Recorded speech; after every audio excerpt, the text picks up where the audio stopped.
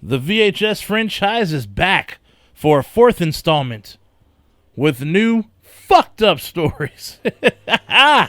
God bless Shudder. Let's talk about it.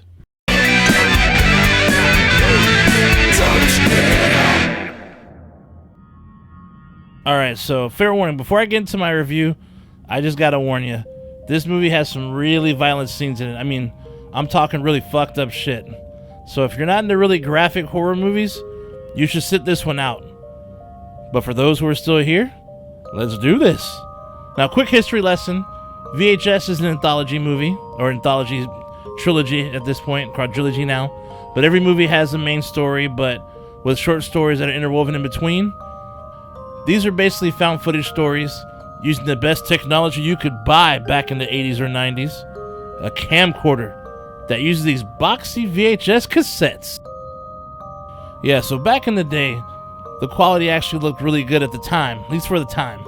But now with everything in HD quality, man, and all that, it looks like dog doo-doo in comparison today. But I digress. So VHS 1 through 3 has some great directions behind some of the stories, though.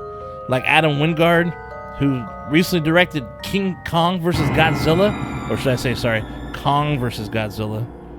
David Bruckner, who also did a segment and is currently working on the new Hellraiser film. Gareth Evans, the dude responsible for making probably the most badass action movies ever, at least one of them, The Raid, and then to back that shit up with The Raid 2. And these are just to name a few names, though, so yeah, just had to throw that out there. But needless to say, there are some heavy hitters behind these stories, and the movies thus far have yet to disappoint. Now, on to VHS 94. Anyhow, the main story follows a SWAT team performing a drug bust. Once they get inside, there ain't no drugs, but what they do find is some crazy cult shit going down. People with their eyes popped out from their sockets, and a bunch of TVs around, stacked up and whatnot.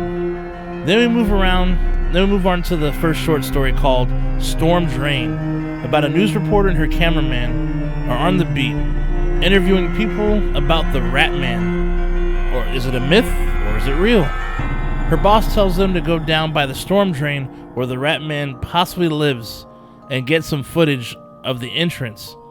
Of course, they get nosy and decide to go deeper inside the storm drain. And they definitely find something or someone down there. This one is definitely the mildest of violence when it comes to comparison to later stories, but it does have its nasty moments. A nice tight story for an awesome payoff for sure. Great start. The next one is called The Empty Wake, about a woman who is hosting a wake. The sad part is only one person shows up. And the crazy part is the man in the casket has a very interesting background, which may prove he may or may not be actually dead. This is a decent story for sure. Definitely brought some great tense moments that kept you engaged. I really appreciate the special effects in this one for sure, because they look really good.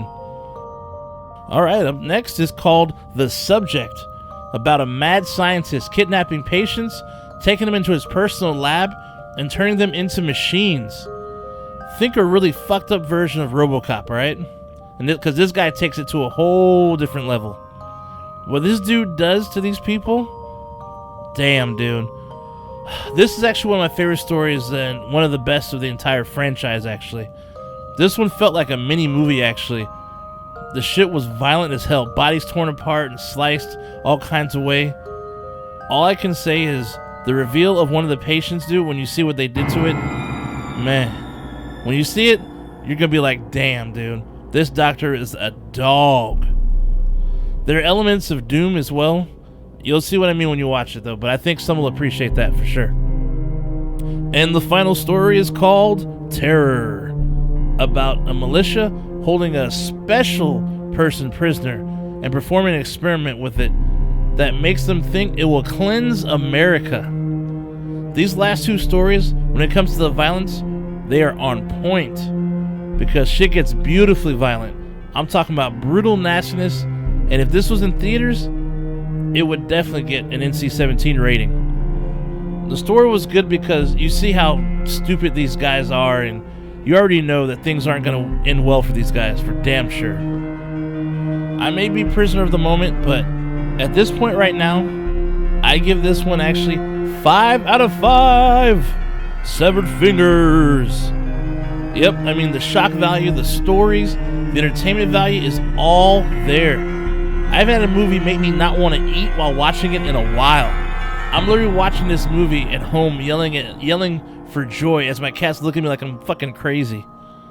I tell you, man, Shudder is awesome. I mean, think about this. From producing the latest slasher season to producing this, when it comes to the blood factor and whatnot and the violence, they have pulled no punches, and I appreciate that. I know a lot of the fans do as well. All I can say is, if you love your horror super bloody and violent, please check this out. You will not be disappointed. And actually, when it comes to all 4 of these films, this is one of my favorites, and then also I liked VHS 2 as well. And this one right here, VHS 94, definitely made up for the third one. Not that the third one was bad, but I just didn't enjoy it as the first 2 for sure. But part 4, man, is definitely upped its game. Anyhow, please give me a like, and please subscribe, because on the Don't Split Up channel, hell has never been so cool. Shanasty out. I'll see you soon. Would you steal a car? No. Would you steal a computer? No. Would you steal a purse? No. Would you steal a TV? No. Have you subscribed to the Don't Split Up channel yet? No. Viewing without subscribing is a dick move. Don't be a dick. Subscribe.